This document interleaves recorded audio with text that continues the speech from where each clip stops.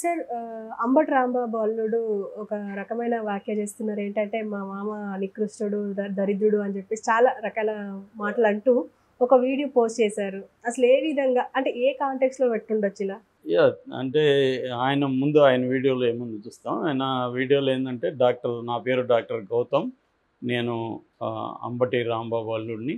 ఆయన అల్లుడని ఆహ్, చెప్పుకోవాల్సిన పరిస్థితి ఏర్పడింది. దాన్నేమి చేయలేం, మార్చలేం. బట్ అలాంటి నీచుడు, నికృష్టుడు, దరిద్రుడు, శవాల మీద పేలాలు ఏలుకునే రకం అంబటి రాంబాబు. అతని మీద ఈ వీడియో చేయాలా లేదని నేను చాలా ఆలోచించి చేయాలని నిర్ణయం తీసుకొని మీ ముందుకు వస్తున్నాను. ఎందుకంటే అతను కంటెస్ట్ చేయబోయే పోస్ట్ అటువంటిది.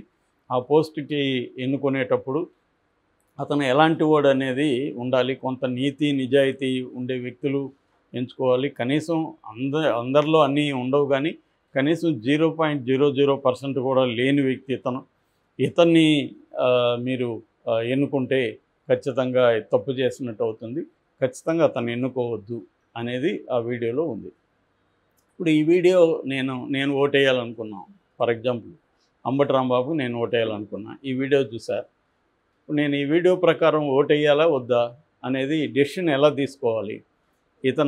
అతనికి తిట్టాడు తప్ప అతను ఎందుకు నీచుడు, ఎందుకు నికృష్టుడు, ఎందుకు దరిద్రుడు అవేమి చెప్పలే ఇతను. నువ్వు మామ అంటున్నావు, అతను నీచుడు అంటున్నావు, నికృష్టుడు, దరిద్రుడు. ఓకే, ఏం చేశాడు? అతను రాష్ట్రానికి ఏం అన్యాయం చేశాడు, ప్రజలకు ఏం అన్యాయం చేశాడో చెప్పు. పోనీ నీకు అన్యాయం చేస్తుంటే కూడా అది చెప్పు. అదేమీ లేకుండా అతను ఒక దరిద్రుడు, నీచుడు, నికృష్టుడు ఓటేయద్దంటే ఎందుకు ఇతని మాట వినాలి అన్న ఒక ఓటర్కి వస్తుందా రాదా? ఇది క్లారిటీ లేదు ఈ విషయంలో.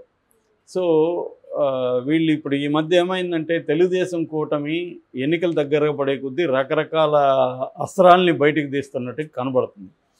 సో ప్రతి ఫ్యామిలీలో కూడా ఇబ్బందులు ఉంటాయి. తెలుగుదేశం ఫ్యామిలీలో లేవా? జనసేన ఫ్యామిలీలో ఉండవా?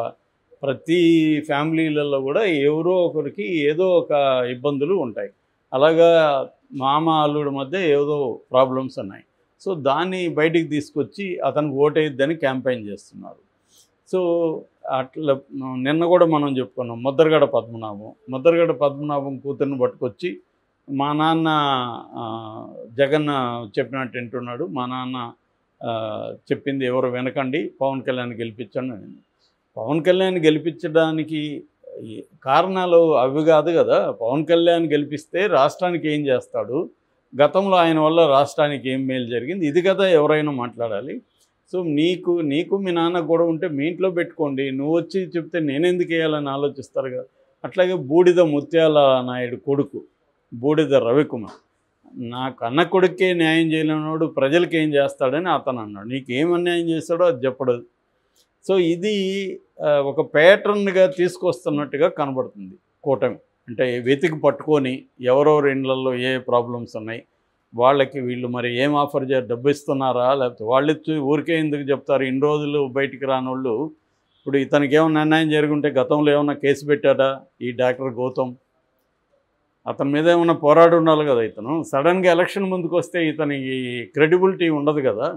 ఎలక్షన్ ఇంకో 10 రోజులు ఉండగా అతను నీచుడు, నికృష్టుడు, దరిద్రుడు అంటే నీ మాట నమ్మి నేను ఎందుకు అతనికి ఓటేయకుండా ఉండాలి, వేయాలనుకున్నాడు?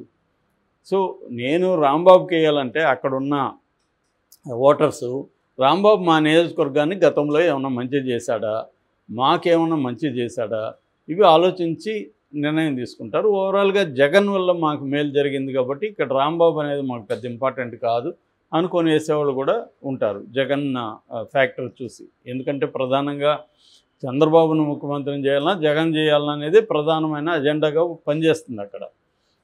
సో ఆ యాంగిల్లో చాలామంది నిర్ణయాలు తీసుకుంటారు. అయితే లోకల్ అభ్యర్థి ఫ్యాక్టర్ కూడా కొంత ఉంటుంది. సో ఇప్పుడు వీళ్ళు ఒక వ్యూహంగా ఇలాంటివి చేస్తున్నట్టుగా మనకు కనబడుతుంది. మరి దీనివల్ల ఆయా వ్యక్తులకి ఎంత నష్టం జరగచ్చు, కూటమికి ఎంత లాభం జరగచ్చు తెలియదు. కానీ అంటే వీళ్ళు ఏంటంటే గడ్డిపోచాయి కూడా పట్టుకుంటారు కదా. ఇప్పుడు నీళ్ళల్లో కొట్టుకుపోయేవాడు గడ్డిపోచ దొరికినా వీడు అది గడ్డిపోచ అనే విచక్షణ కోల్పోతాడు. ఏమో కాపాడుతుందేమో అన్నట్టుగా పట్టుకుంటారు. అలాగా 2 పార్టీల మధ్య టైట్ ఉండేసరికి వైసీపీ వాళ్ళు అట్లాంటి గిమ్మిక్స్ చాలా చేస్తున్నారు. వాళ్ళు కూడా ఇటు టీడీపీ వాళ్ళు, జనసేన వాళ్ళు పోటీ చేస్తుంటే వాళ్ళ పేర్లు సిమిలర్ పేర్లు పెట్టడం అట్లాగే చేస్తున్నారు. సో ఇది కామన్ అయిపోయిందన్నమాట. అట్లాగే గ్లాసు చూసాం మనం. గ్లాస్ సింబల్కి సంబంధించి కూడా ప్లాన్డ్గా రెబల్స్ దగ్గర, తర్వాత ఇండిపెండెంట్ దగ్గర గ్లాసే కావాలని చేయించుకొని ఒక 40 మందికి గ్లాస్ ఇప్పించారు. వైసీపీ వాళ్ళు రకరకాల స్ట్రాటజీ చేస్తున్నారు, తెలుగుదేశం వాళ్ళు కూడా చేస్తున్నారు. ఇందులో ఏ స్ట్రాటజీ మంచిది, ఏ స్ట్రాటజీ చెడ్డదని మనం చెప్పలేము. రెండోది మోరల్గా ఏది కరెక్ట్ అనేది కూడా చెప్పలేము. ఎందుకంటే మోరల్గా ఏది కరెక్ట్ కాదు అనే పద్ధతులకి వెళ్ళి మోరల్స్ అసలు థింక్ చేయాల్సిన అవసరం లేదు. ఏది పనికొస్తే అదే మోరల్. వాట్ ఎవర్ వర్క్స్ అని ఒక సినిమా ఉంది. అట్లా వీళ్ళు వాట్ ఎవర్ వర్క్స్ అనమాట. ఏది పని చేస్తే అదే. కాబట్టి ఇక్కడ ఇది కరెక్టా కాదా, మోరలా, ఇది అన్యాయమా న్యాయమా అనేది ఎవరికి లేదు. గెలుపు ఓటమి రెండే ఉన్నాయి. సో గెలవాలంటే ఏమైనా చేయొచ్చు అన్న పరిస్థితి వచ్చేసింది. అంటే యుద్ధానికి ఎన్నికలకి మనం సిమిలారిటీ చూస్తే యుద్ధంలో కూడా అంతే. యుద్ధంలో గెలవడం ముఖ్యం. అయితే యుద్ధంలో కూడా కోడ్ ఆఫ్ కాండక్ట్ని పూర్వకాలం కూడా పెట్టారు. యుద్ధనీతి అనేవాళ్ళు. అప్పుడు యుద్ధనీతి ఫాలో కావాలనేవాళ్ళు. ఆ తర్వాత కూడా అనేక ఐక్యరాజ్య సమితి ఏర్పడినాక అనేక ఒప్పందాలు కూడా అంతర్జాతీయ జరిగాయి. అట్లాగే ఎన్నికల్లో కూడా కొన్ని కోడ్ ఆఫ్ కాండక్ట్ పెట్టి అవి తప్పితే మాట్లాడేవాళ్ళు ఉన్నారు.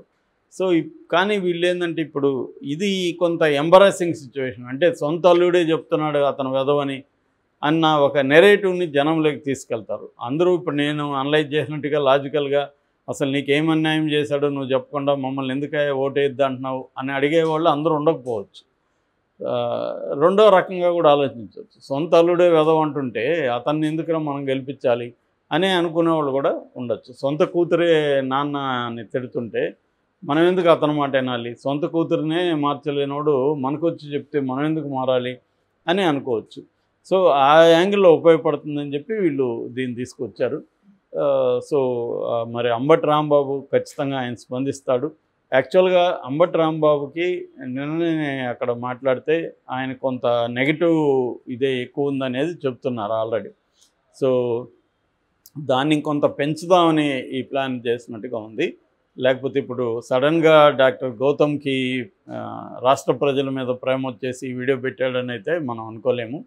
ఆయనకేదో ఖచ్చితంగా అతని మీద కోపం ఉంది, ఇబ్బంది ఉంది. దాన్ని వీళ్ళు ఉపయోగించుకుంటున్నారు.